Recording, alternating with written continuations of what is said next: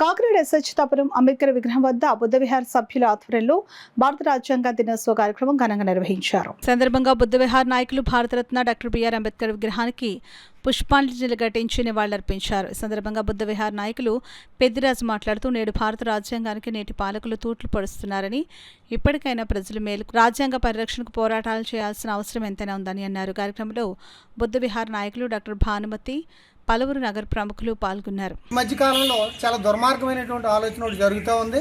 రాజ్యాంగాన్ని మార్చాలి అని చెప్పి జరుగుతూ ఉంది. అటువంటి అవకాశం అయితే లేదని పార్లమెంట్ చెప్తూ ఉంది, భారత సుప్రీంకోర్టు న్యాయ వ్యవస్థ చెప్తూ ఉంది. అదేవిధంగా రాజ్యాంగం కూడా చెప్తూ ఉంది, ఏదైనా అవసరమైతే చిన్న చిన్న మార్పులు చేసుకోవడానికి అందులోనే ఇచ్చారు రాజ్యాంగ సవరణలు. ఈ నేటికి 106 సవరణలు జరిగాయి. అందులో ఎక్కువ సవరణలన్నీ కూడా ఆ పాలకులకు అనుకూలమైనటువంటి సవరణలు వాళ్ళు చేసుకుంటూ వస్తున్నారు.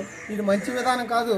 మరి బాబాసాహెబ్ అంబేద్కరే చెప్పారు, భారత రాజ్యాంగం కానీ ఏ రాజ్యాంగం అయినప్పటికీ కూడా ఆ రాజ్యాంగాన్ని అమలు చేసేవాళ్ళు సరిగా చేయలేకపోయినట్టయితే రాజ్యాంగం విఫలమవుతుందని చెప్పారు. మరి నేడు ఆ పరిస్థితిని జరుగుతూ ఉంది. మరి ఈ రాజ్యాంగం మార్చడానికి ఎవరి తరం కాదని చెప్పి ఆ మార్చేంత తెలివితేటలు కానీ అంత జ్ఞానం కానీ ఇప్పుడున్నటువంటి ఈ దేశంలో ఉన్నటువంటి ప్రజల దగ్గర ఎవరి దగ్గర లేదని, ఈ రాజ్యాంగం రాసే సత్తా అంతా జ్ఞాన శిఖరమైనటువంటి అంబేద్కర్ మాత్రమే ఉంది. అటువంటి ప్రయత్నాలు విరమించుకోవాలని చెప్పేసి దీని ద్వారా తెలియజేస్తాం.